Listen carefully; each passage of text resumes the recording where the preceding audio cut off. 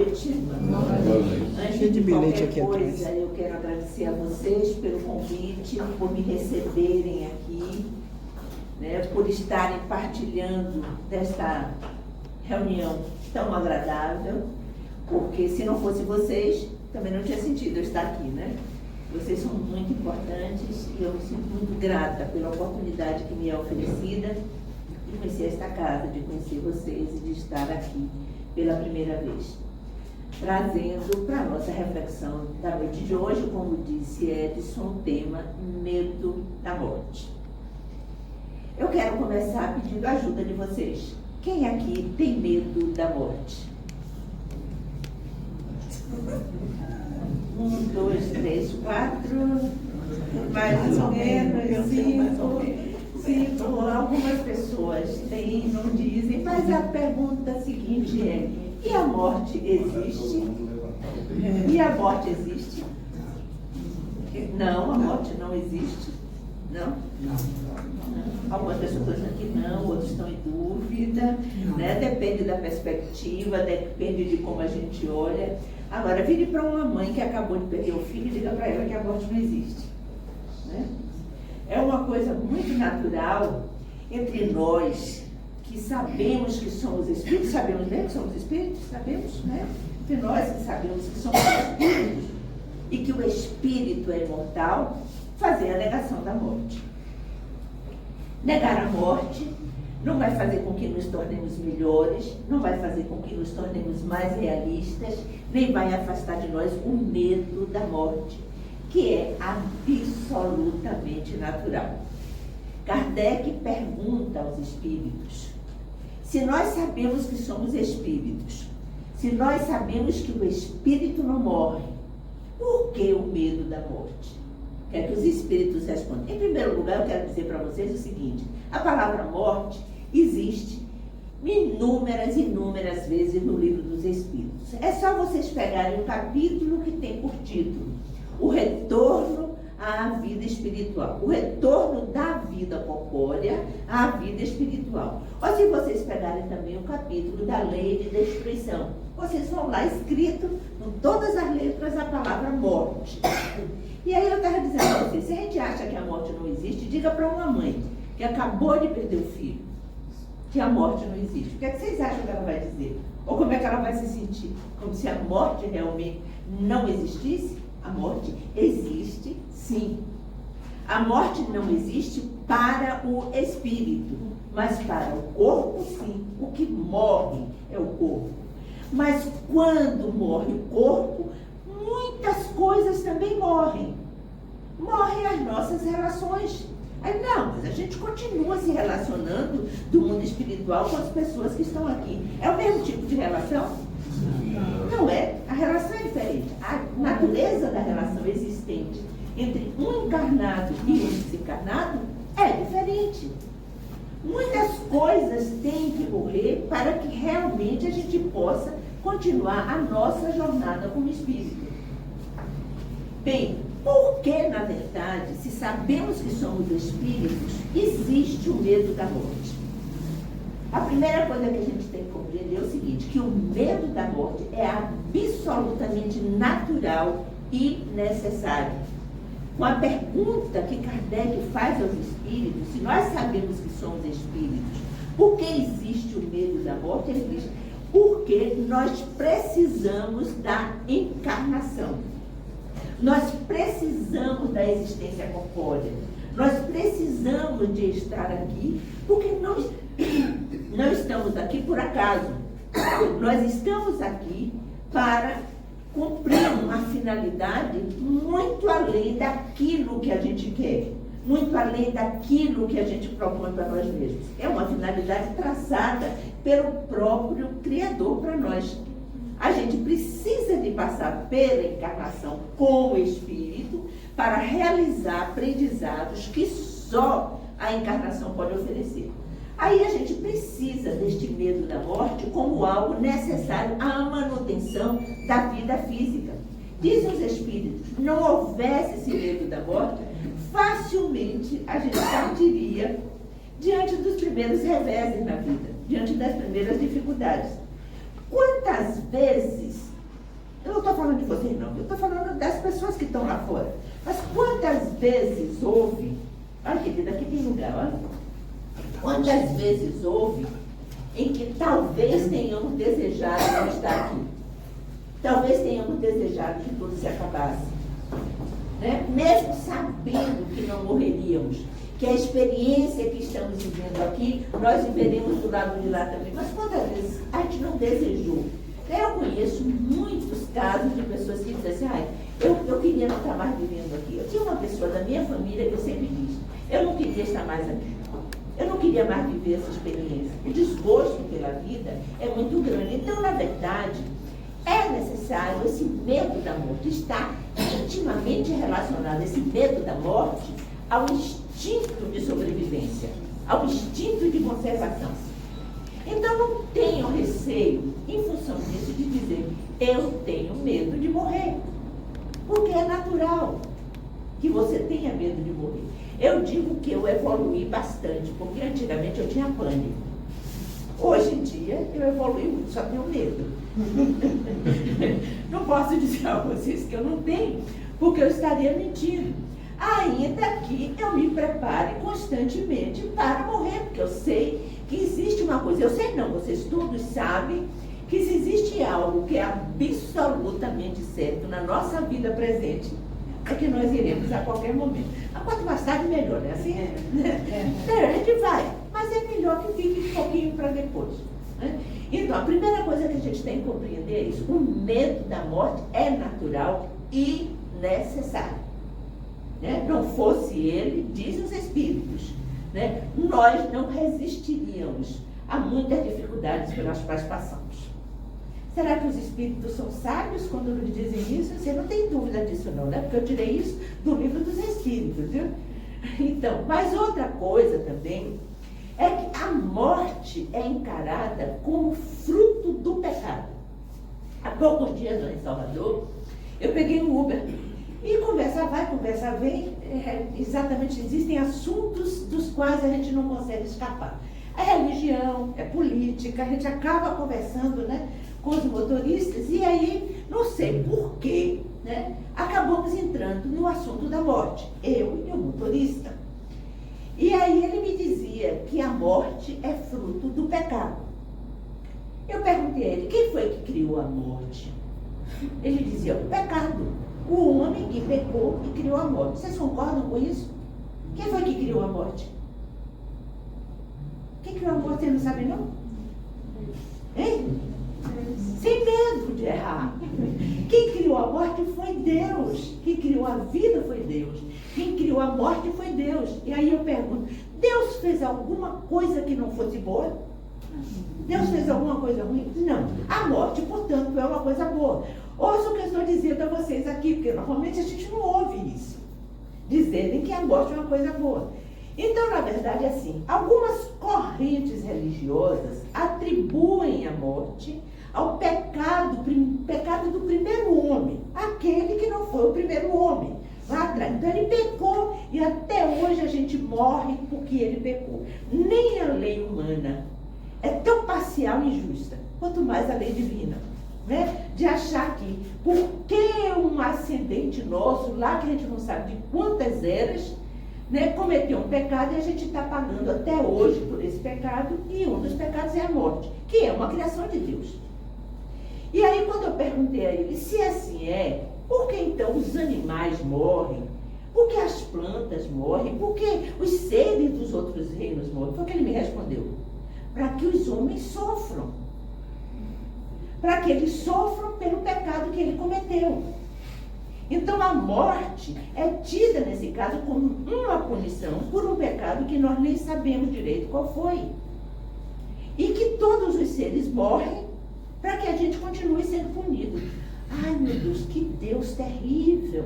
Como é que Deus, o Criador de todas as coisas, o nosso Pai, aquele de quem Jesus disse que não permitiria que uma ovelha do seu rebanho se perdesse, continua sadicamente, olha, vejam bem a palavra que eu estou usando, a partir dessa crença, né, quem é que quer que o outro fique sofrendo o tempo todo? É uma pessoa que se compraz com o prazer e a dor do outro. E Deus não pode ser assim. Deus, segundo o Evangelho, é a infinita compaixão, é a infinita bondade, é o infinito amor. Então, essa concepção de que Deus nos pune até hoje pelo pecado de um homem que a gente não sabe quem foi, é absolutamente lógica, mas é uma corrente dominante dentro das linhas cristãs. Esse homem se dizia cristão, um seguidor do Cristo. E não é só ele que pensa assim. São muitos os outros que, como ele, pensam da mesma forma. Existe uma corrente religiosa que diz, então, que a morte é uma decorrência do pecado. Mas existem outras correntes religiosas, também chamadas de cristãs, que colocam para nós a morte como algo terrível. A gente não sabe o que é que vai acontecer com a gente depois da morte. Eu estava falando nesse instante que o meu marido desencarnou tem 1 ano e 7 meses, 1 ano e 8 meses mais ou menos. Meu marido era uma pessoa maravilhosa, um excelente marido, um excelente pai, um excelente profissional, mas meu marido não era santo. E eu ouço da minha mãe, frequentemente quando ela me vê, aquele é um homem santo, com certeza ele está ao lado de Deus. Fazendo o quê? Só quem pensa dessa forma, que vai dizer o que é que meu marido está fazendo ao lado de Deus. Então, na verdade, essa corrente dominante da linha cristã nos diz o seguinte, que com a morte há 2 opções. Quais são? O céu e o inferno. Não é isso?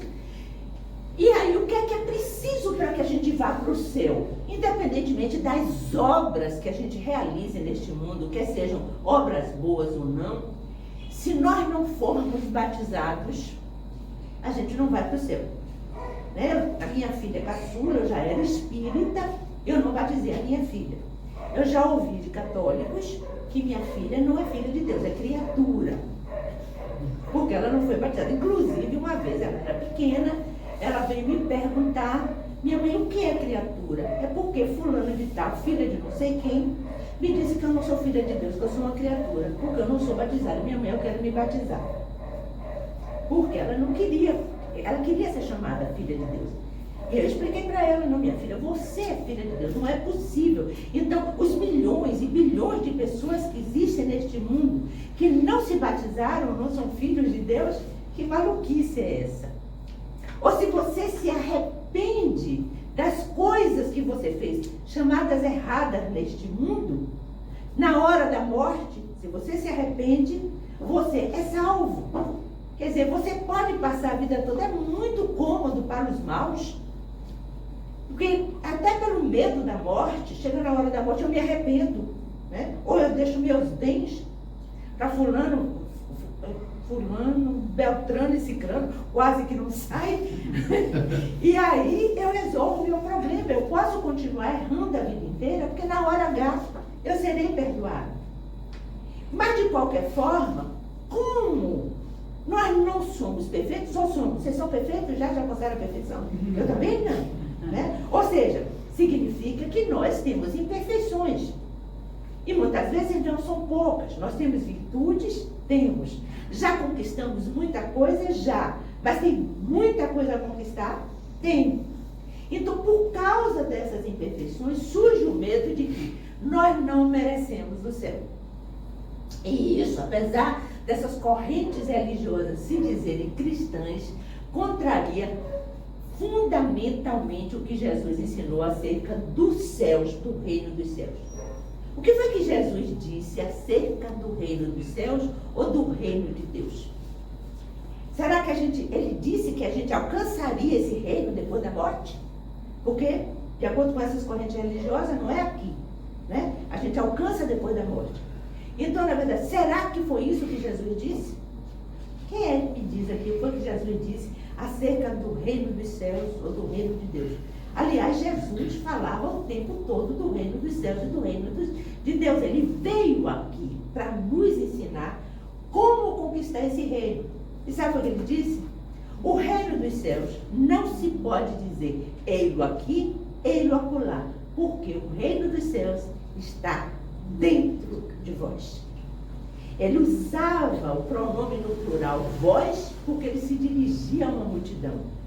Mas a gente pode dizer, o reino dos céus está dentro de você, de você, de você, de você, de cada um de nós aqui, assim como está dentro de mim, assim como está dentro daquele homem que está lá na penitenciária, pagando alguma pena por um grave erro que cometeu, assim como aquele doente que está no hospício.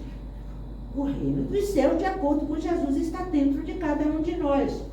Aí você, mas você está ficando maluca. Você está dizendo que o reino de Deus está dentro daquela pessoa que está lá, um estuprador, um pedófilo, um assassino, está lá dentro, está assim. Ele só ainda não se fez presente. E é justamente por isso, pela misericórdia de Deus, pela bondade de Deus, pelo infinito amor que Ele tem por nós, que Ele nos permite retornarmos à vida espiritual e depois retornarmos à vida corporal. E de retorno em retorno, de idas e vindas, de reencarnação em reencarnação, nós vamos aprendendo a não fazermos mais essas coisas. Que talvez nós que aqui estamos, hoje não façamos mais isso. Mas não há nenhuma garantia de que não tenhamos feito em algum momento do nosso passado. Que não tenhamos cometido algumas barbaridades. Também que nós cometemos muitas coisas boas, fizemos muitas coisas boas, mas podemos ter feito muitas coisas ruins. E temos a oportunidade de voltar, de voltar, de voltar, quantas vezes sejam necessárias para que este reino dos céus, que Jesus disse, o reino dos céus está. Ele usou o verbo no presente. Ele não disse estará no reino dos céus quando algumas condições forem cumpridas. Não. Ele está aqui agora. Mas como é que a gente compreende que esse reino esteja aqui agora? Vamos pegar um exemplo. Uma semente. Uma semente é só uma semente. Né? E cadê a árvore que vem daquela semente? Está onde? Está onde? Dentro da semente. Olha o presente. A árvore está dentro da semente. Assim como a borboleta que voa está dentro do casulo. Assim como o reino de Deus, o reino da paz, da alegria, da harmonia, da bondade, da gentileza, de tudo que há de bom está dentro de cada um de nós. Mas aquela sementinha, a árvore só vai sair dela se nós oferecermos a ela as condições para que a árvore saia. E o que é que Jesus dizia dentro do seu evangelho? Jesus usava muito as coisas da natureza, os fatos do dia a dia. Ele dizia que se a semente não morrer, não haverá vida. Se a semente não morrer, a árvore não nascerá. Então, na verdade, mas a árvore está ali. Ofereça as condições. Ofereça a terra, ofereça a água, ofereça a luz. E aquela árvore vai surgir de dentro daquela semente.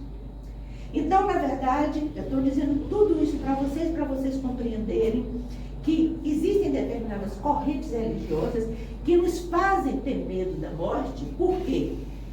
Dizem para nós, obedeça a algumas condições. E obedecendo essas condições, você vai encontrar o reino dos céus. Se você não obedecer, você vai para onde? Para o reino do inferno, que também está dentro de cada um de nós. Como é que a gente pode dizer isso? Vocês já passaram por uma preocupação assim angustiante? Já passaram? Já viveram um momento? Sabe o que é isso? Isso é um inferno. Ou seja, é aquilo que está dentro de nós, é um medo angustiante, uma preocupação angustiante, um rancor que a gente não sabe de como a gente faz para poder fazer com que mude de dentro de nós. Uma raiva que a gente não sabe em determinados momentos como ainda somos capazes de cultivar. Então, isso tudo está dentro de nós e cada vez que essas coisas se manifestam, é o inferno que está manifestando em nós. Só que nos dizem que, se cumprirmos determinadas condições, nós viveremos, vamos para o céu. Caso contrário, nós iremos para o inferno. E não explicam para nós nem o que é o céu, nem o que é o inferno. Eu tenho uma tia que é freira, falando em cumprir determinadas condições, uma vez virou para mim e disse, o espiritismo não é uma religião. Ela é freira católica, né? Por que o Espiritismo não é uma religião? Porque é uma seita. O Espiritismo é uma seita. Por que o Espiritismo não é religião, é uma seita? Porque o Espiritismo não aceita a ressurreição. Acredita na reencarnação. Ou seja, se nós acreditarmos na reencarnação, que é a expressão da bondade de Deus e do amor dele por nós não temos uma religião. E viver sem religião é um pecado. E para onde a gente vai? Eu nasci, não falo do meu nascimento, eu cresci ouvindo dos meus pais, dos meus parentes católicos, que espiritismo é coisa do demônio. E quando eu me tornei espírita, a minha mãe, por muito me amar, ela sofreu terrivelmente, ela sofreu um processo de angústia terrível. E ela contratou novena, dezena, o rosário, não era terço não, era rosário, era promessa, ela se consultava com um e com o outro. Eu, no início, espírita iniciante, eu comecei em determinado momento a sentir muita raiva da minha mãe. Era uma raiva, eu acordava pensando na minha mãe, eu dormia pensando na minha mãe, e aí eu já espírita, iniciante, frágil ainda, e com medo, porque um dia meu pai tinha acabado de desencarnar, ela disse a mim que isso por muito me amar. Ela não fez isso por maldade, não. Eu só quero citar o exemplo para vocês compreenderem. Não foi porque não me amava, mas é porque se ela achava que eu estava abraçando a doutrina do demônio, qual é a obrigação da boa mãe? Vamos tirar minha filha disso aí. Então ela fez tudo o que ela sabia e que estava ao alcance dela. Então eu quero colocar, minha mãe viveu um tormento, ela viveu um inferno querendo me tirar do inferno. E eu passei a sofrer um processo de obsessão, de encarnado para encarnado, porque eu acordava com raiva da minha mãe, eu dormia com raiva da minha mãe, eu pensava na minha mãe mais do que nos meus filhos, eu pensava na minha mãe mais do que tudo na vida. Foi quando eu fui procurar a minha entrevistadora na época, no Centro Espírita, conversei com ela sobre isso, ela fez desobsessão já. Ou seja, você está vivendo o inferno agora, que sua mãe tem tanto medo de que você abrace. Então isso aí é a promessa que trazem para mim as pessoas que estão, os cristãos que estão dentro dessa crença, é que eu, pelo fato de ser espírita, eu vou para onde depois da morte? Vou para o inferno. Eu, espírita, iniciante, sem o conhecimento suficiente, frágil, eu acreditei nisso, eu acreditei quando ela virou para mim e me disse, seu pai está se revolvendo no túmulo porque você está nessa desgraça. Imagina, eu era muito ligada ao meu pai, o que eu senti, a culpa que eu senti, o medo que eu senti. Então vejam bem, como é que a gente não tem medo da morte com ensinamentos dessa natureza? A gente tem medo de morrer. Porque a maioria de nós não vai para o céu. A gente vai para o inferno, apesar daquilo que Jesus ensinou. A morte é também, o medo da morte vem porque a morte é vista como uma coisa trágica, uma coisa ruim. Não é de bom tom você falar da morte, não. Quando a gente deveria falar da morte, sempre. Não precisa estar falando numa reunião social, não precisa estar falando numa festa. Mas sempre que tiver oportunidade, fale da morte. Por quê? Porque a morte é uma realidade presente em nossas vidas. Nós costumamos dizer que a única coisa certa que existe nesse mundo é que a gente vai morrer. Se a gente vai morrer, é porque não falar da morte. É porque a gente não conversa naturalmente sobre esse tema. Né? Você é lúgubre, é fúnebre, é de mau gosto, você está falando dessas coisas, não se fala dessas coisas. E quando alguém está à beira da morte numa casa onde tem uma criança, cuida-se de afastar aquela criança para que ela não tenha contato, né, com alguém que vai morrer. E aí quer que a gente não tenha medo da morte. Como é que não tem medo da morte? É para a gente ter medo da morte. Não o medo natural saudável, ligado ao instinto de conservação, mas um medo criado por preconceitos, por concepções errôneas. Aí a gente desenvolve o medo da morte. Eu não quero nem falar da morte. Falemos da morte, sim. Eu falava, meu marido tinha muito medo de desencarnar, não teve jeito, por todo o medo que ele teve, ele desencarnou, né? E eu conversava com ele com muita frequência sobre isso. Eu acho até que eu conversei demais, viu? Hoje em dia, quando eu volto, eu digo assim, puxa vida, meu marido tinha tanto medo. E quando ele virava para mim e dizia, minha hora está chegando, ele pressentia que a hora dele estava chegando, eu dizia, a minha também. Olha que insensibilidade, né? Na verdade, ele estava revelando o receio que ele estava tendo de partir, de me deixar, de deixar os filhos, deixar a vida que ele tinha aqui, compreender essa realidade. Mas de qualquer forma eu conversava muito com ele. Né? Eu sentia que havia uma certa resistência, eu ia às vezes com cuidado, dizendo a ele, a gente precisa se preparar, porque essa hora vai chegar para cada um de nós. A gente precisa falar da morte, naturalmente, e não pode perder, evitar que as crianças convivam com o fato da morte. Senão ela vai desenvolver um medo não saudável pela vida toda dela, com relação à morte.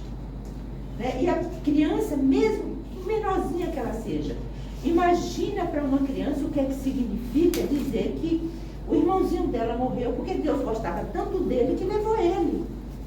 Como é que ela vai desenvolver amor por esse Deus? Quando ela sente falta do irmão, foi Deus. Ela também gostava muito do irmãozinho. Ou que papai do céu levou a mamãe, levou o papai, levou a vovó, seja lá quem for. Não, a gente precisa, dentro do possível, cada um de nós vai saber como familiarizar a criança para que o medo da morte seja uma coisa natural e não um medo mórbido. Então a doutrina nos diz coisas fantásticas, os espíritos nos dizem coisas maravilhosas acerca da morte. Primeiro, trata a morte como um retorno. Não nega a existência da morte. Não adianta a gente negar. A morte existe. Mas trata como um retorno. E esse retorno só é possível se houver a morte do físico. Esse retorno só é possível se a gente se dispuser, não tem jeito. Larga essa casca aqui e vai embora. Assim como a semente precisa morrer para que a árvore nasça dela própria. Né? Então a gente precisa de deixar aqui. Aí os espíritos nos dizem uma coisa que é altamente consoladora. Ninguém, absolutamente ninguém, morre sozinho. Verdade. Aí você pode dizer assim, mas aquele cara, aquele assassino em série que matou friamente crianças, ele também não morre sozinho? Não. Sabe por quê? Porque de acordo com os espíritos nos ensinam, todos nós, sem exceção, possuímos um anjo guardião. Um espírito mais elevado do que nós, não precisa ser de grande elevação, mas um espírito mais elevado do que a nossa condição presente, que cuida de nós. E vocês sabem quem é que mais precisa do anjo guardião? É o ignorante, é o maldoso, é o sofredor. Quem mais precisa de bondade? Como é que Deus vai negar a um filho seu que por uma condição evolutiva agora está vivendo na mais completa ignorância? Vai negar a ele o anjo guardião? Não. O anjo guardião está lá com ele. Agora, às vezes ele não vê. Ele está com a mente tão voltada para outras coisas que ele não vê o anjo guardião. Um exemplo muito clássico, a gente, acho que todos nós aqui já conhecemos aquela obra do Nosso Lar, ou não? Conhecem Nosso Lar? Lá perto.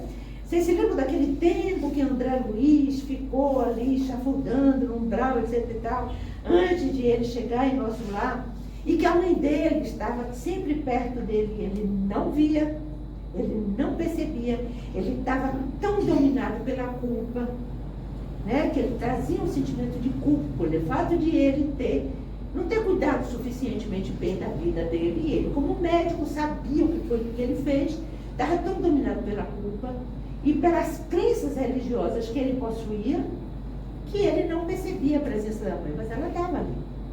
Então, assim, independentemente do anjo guardião, aqueles que nos antecederam, que nos amaram, vão estar sempre perto de nós. Ninguém morre sozinho. E outro ensinamento fantástico que a gente tem dentro dos livros dos Espíritos é aquele momento que fala, quando a gente retorna da vida corpórea à vida espiritual, todos nós passamos por um momento de perturbação. Vamos compreender, vamos refletir um pouquinho sobre essa perturbação. Que os Espíritos dizem, pode ser de algumas horas, pode ser de alguns dias, meses, anos e às vezes até séculos. Uma perturbação que existe. Vocês para compreenderem, para a gente compreender bem Eu vou fazer uma comparação para vocês. Vocês já viram, por exemplo, quando nossos jogadores de futebol, ou qualquer pessoa que esteja aqui no nível do mar, vai viajar para uma terra de grande altitude, eles têm que passar por uma preparação muito grande, porque senão chega lá, alguns até desmaiam, né? Sofrem de vômito, sofrem de uma perturbação pela adaptação a esse nível de altitude diferente. É a mesma coisa, quando a gente sai daqui, digamos assim, que a gente está no nível do mar e vai passar para um nível vibratório diferente. E aí a gente vive um estado de perturbação, que a depender da forma como vivemos, e Edson no início falava justamente sobre isso, a depender da forma como nós vivemos, esse período de perturbação pode ser maior ou menor. Quer que dure menos? Depende de nós aqui e agora. É neste momento que a gente vai cuidar para que este período de perturbação seja menor. Então, esse período de adaptação, isso não é, gente, de jeito nenhum castigo, nem punição. É uma questão realmente de se adaptar a uma nova realidade. A algo, a gente sai de um plano e vai para outro. E a gente precisa. Aqueles que já nesta vida estavam mais, como dizem os espíritos, ligados à vida espiritual, sofrerão menos dessa perturbação. Só não passa por essa perturbação os seres muito, muito evoluídos. Né? Mas a depender da condição, isso pode demorar mais ou menos. O que é que nós podemos fazer para que esse período de perturbação seja o menos duradouro possível?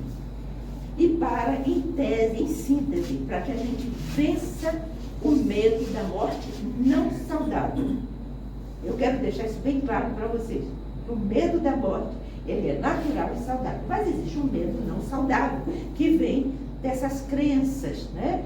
Dessa cultura, de tudo isso que a gente vive, de considerar a morte como uma coisa sinistra, como uma coisa trágica.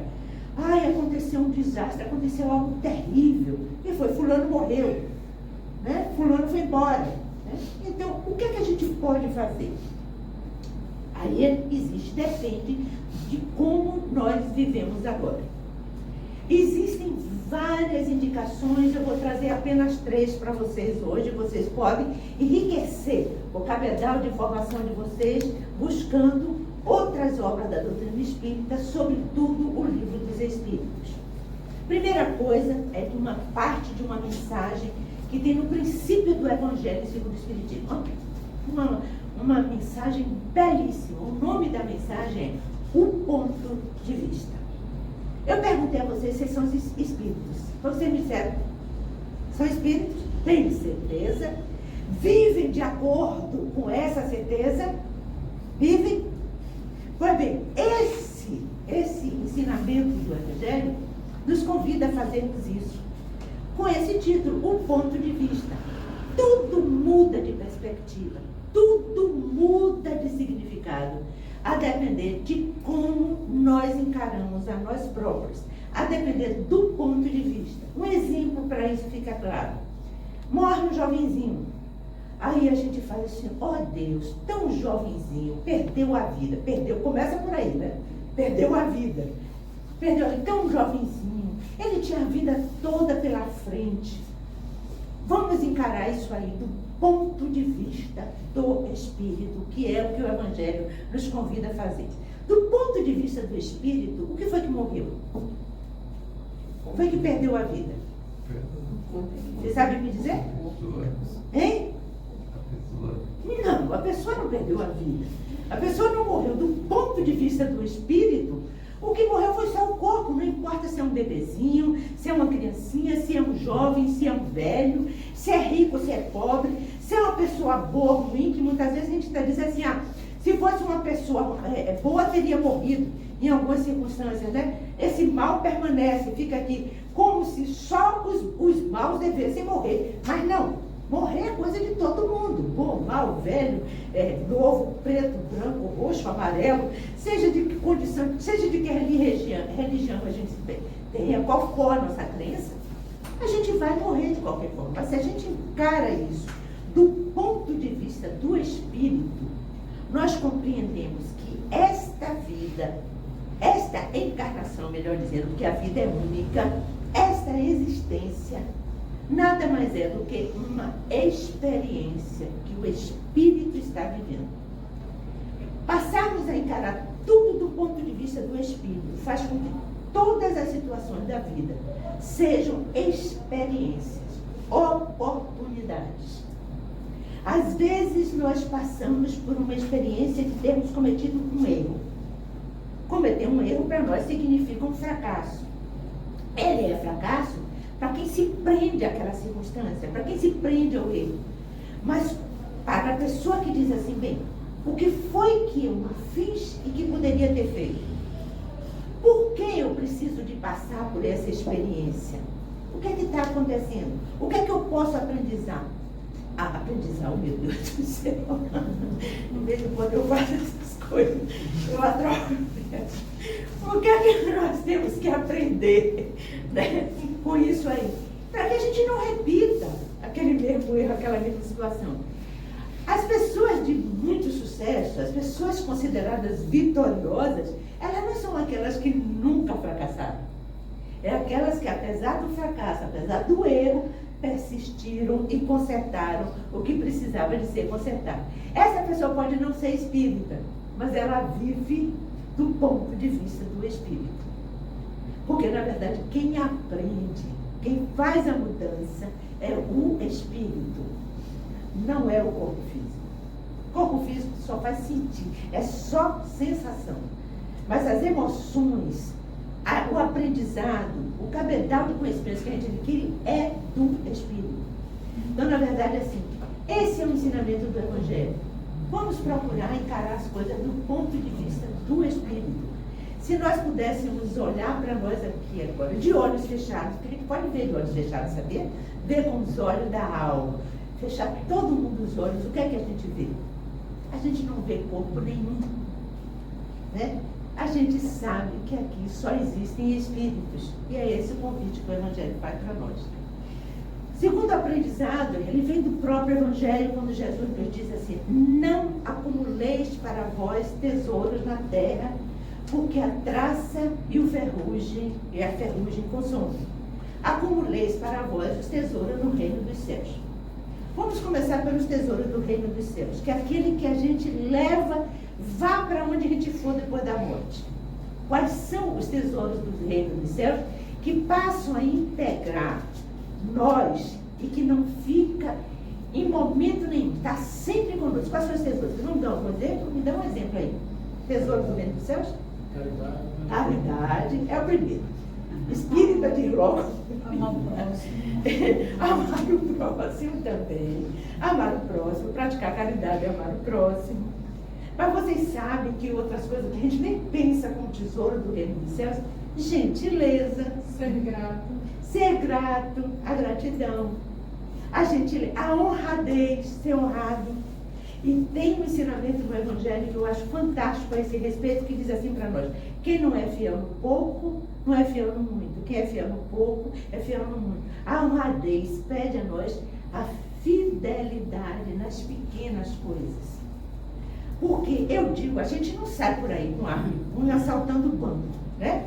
Ou fazemos isso. Não, não fazemos mais. Não faz parte mais da nossa experiência.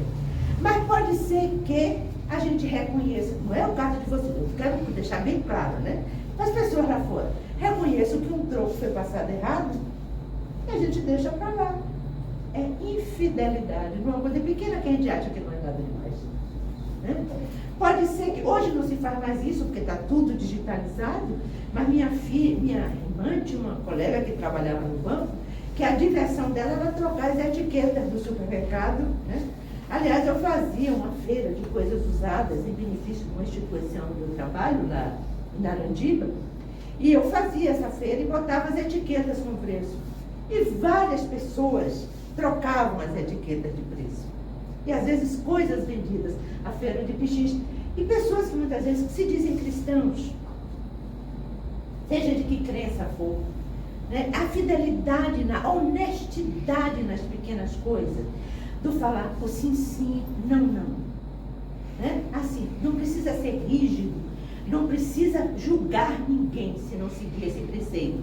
mas que a gente seja fiel às nossas convicções, aos valores que nós abraçamos. Né? Porque muitas vezes nós consideramos a família um grandíssimo valor, talvez o maior que a gente possa possuir. Mas não é o caso de vocês, eu vou colocar, né? Eu digo, estou falando das pessoas lá fora. Quantos há que, apesar de valorizarem a família, cometem traições?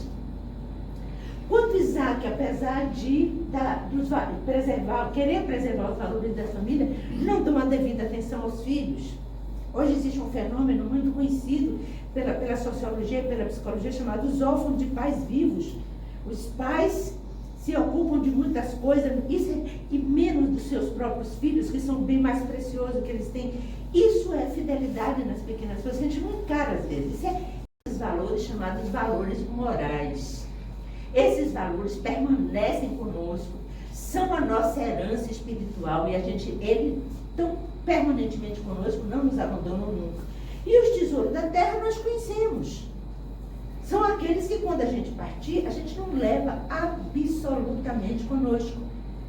E a gente precisa, por incrível que pareça, aquela mensagem inicial muito interessante do óculo da viúva, né? Às vezes a gente diz assim, eu não dou porque eu não posso, porque eu não tenho condição, mas a viúva dá para nós um exemplo de dar daquilo que é necessário, de multiplicar aquilo que ela possui. Se ela não tem bens materiais, ela pode se desapegar dos conhecimentos que ela possui, multiplicar os conhecimentos, multiplicar princípios baseados em valores espirituais. Pode fazer isso. Então a gente pode se desapegar um pouco. Eu conheço pessoas, eu conheço realmente, que não gostam de partilhar seus conhecimentos com ninguém, porque elas querem ser as maiorais. Então, me lembro que na faculdade, eu gostava muito de tomar apontamento dos professores, chegava em casa, eu passava limpo, e aí, não é porque eu quero me dar exemplo como uma pessoa boa, não, mas é porque eu bebi da minha mãe essa herança, de gostar de multiplicar as coisas. E aí eu vi a minha letra passar de mão em mão através da xerox, né? O pessoal pegava meus cadernos e tal, tirava xerox e passava para um, para outro e tal. E um dia uma pessoa me perguntou, por que você não cobra por isso? Aí eu cheguei e falei, cobrar? Como é que eu vou cobrar? Uma coisa que eu faço para mim, para eu aprender, para estudar. Aí a pessoa disse, não, é trabalho. Não significa que tenha que cobrar porque é trabalho. Você pode partilhar, você pode multiplicar. Eu não gosto de usar nem a palavra partilhar. Multiplicar é uma forma de desapego. Não se apegue às coisas. Um exercício muito bom para a gente se desapegar, sabe como é? Visite o seu guarda-roupa. Se tiver uma roupa lá, que tem alguns meses que você não usou, você pode abrir mão dela. Eu gostava antigamente, né, quando eu era magrinha, assim, bem magrinha, assim, eu guardava minhas coisas, quando eu comecei a engordar, para usar quando eu emagrecesse. Não emagreci mais, não usei aquelas coisas, e outra coisa, quando a gente está gordo e emagrece, a primeira coisa que a gente quer fazer é comprar coisa nova. Que não tenha condição, então desapegue. Se você está magra, desapegue. Você vai fazer dieta, vai emagrecer, desapegue-se. É um exercício simples, fácil da gente se desapegar. E comece a olhar aqueles que precisam mais do que você. Né? E desapegue-se de coisas como a viúva, de coisas que às vezes são necessárias. Desapegue-se, partilhe, porque você compreenda que aquilo você não vai levar. O meu marido teve uma morte súbita, assim, puf, fechou o olho, puf, foi embora. Muito rapidamente. E eu conto sempre um exemplo dele, porque meu marido não era ganancioso, ele não era vaidoso, etc. Mas certa feita ele recebeu de presente de um amigo que tinha muito dinheiro e que deu para ele um terno de tropical inglês, né? Que ele não compraria com o dinheiro dele, porque eu vi, porque tive que mandar fazer a bainha, qualquer coisa assim, que na liquidação de 50% ela custava R$1.000, Ou seja, o preço real, isso há muitos anos, era R$2.000. E aí pegou o terno e botou lá. Aí esse exemplo é fantástico. E aí eu dizia, por que você não usa? Ele fazia, não, estou esperando uma ocasião especial. Aí surgiu um dia uma ocasião especial. Quando ele foi pegar o terno, sabe o que tinha acontecido? A traça tinha comido quase tudo. Não serviu nem para doação, foi para o lixo. Então o dia é hoje. O momento é hoje. Use e partilhe, empreste, doe, desapegue-se. Desapegue-se, porque você não vai levar nada daqui do ponto de vista material. E a terceira coisa, para a gente aprender a se libertar do medo da morte e passar o mais rapidamente possível por esse período de perturbação, viva bem. Há pessoas, inclusive, que dizem que não tem medo de morrer, mas não tem nenhum cuidado com a saúde. Come além da conta, bebe além da conta, farreia além da conta. Essas pessoas, na verdade, são muito corajosas, porque têm medo de morrer e fazem tudo para abreviar a vida física. Se irrita além da conta, se preocupa além da conta, se estressa além da conta. Estou falando tudo além da conta, porque se preocupar, né, comer, beber, essas coisas todas fazem parte da nossa experiência. Leio, que não vai dar tempo de eu comentar mais agora, aquela passagem do Evangelho segundo o Espiritismo que fala do homem no mundo, né? Que não é para você ser do mundo, mas você estar no mundo, o que significa partilhar das vivências comuns. Mas não é esse o momento. Viver bem. O que significa viver bem? Que a gente vai para lá, não carrega a culpa que André Luiz carregou. Quando a gente sente que viveu bem, é a gente viver de acordo com o nosso propósito reencarnatório. E qual é o nosso propósito reencarnatório? Em síntese, para que a gente reencarnou? Qual é, em síntese, o objetivo principal da nossa existência? Evolução. Hein? Evolução. Mas o que significa, na verdade, evoluir? Evolução é uma palavra muito vaga. Na prática, no concreto, o que significa evoluir? Fazer o bem. Fazer o bem. Largar as coisas. Largar isso tudo bem, mas eu quero a síntese. Aquilo que sintetiza todas as coisas. Aquilo que sintetiza a caridade, aquilo que sintetiza Não se apegar às coisas materiais. Não se apegar. A expressão é aprender a amar. Isso é que é a síntese de toda a evolução. O cumprimento do nosso objetivo reencarnatório. A gente aprendeu. A gente reencarnou, gente. Não tem outra finalidade. Tem que dizer assim, é meu karma, eu estou pagando pelos erros passados. Às vezes a gente está com uma pessoa cuja convivência é muito difícil. Ai, não sei por que Deus permitiu que isso acontecesse comigo. E porque fulano tem uma vida melhor do que a minha, eu não mereço, eu sou uma pessoa boa, não mereço passar por isso. Sabe o que é que a gente está com aquelas pessoas para aprender a amar? A gente está junto hoje ou para reforçar uma relação de amor que começou numa existência anterior, ou para tornar aquela relação uma relação de amor. Não é para perpetuar o ódio. Aprender a amar significa aprender a tolerar aquela pessoa que a gente não consegue suportar. Esse é um dos objetivos da encarnação, de estar aqui para construir uma nova relação com aquela pessoa. Mas aprender a amar não é só tolerar. Aprender a amar as outras pessoas. Olha a expressão que é aprender. Quem está precisando de aprender, quem está na condição de aprendiz, é porque ainda ignora, que ainda não sabe tudo. Então, como é que a gente aprende a amar? Vou voltar àquele ensinamento da fidelidade um pouco. Sabe como é que a gente ama as pessoas? Sobretudo as pessoas da nossa casa, que às vezes são aquelas que são alvo do que há de pior em nós em termos de educação. Seja gentil, seja atencioso, peça desculpas, peça por favor, agradeça.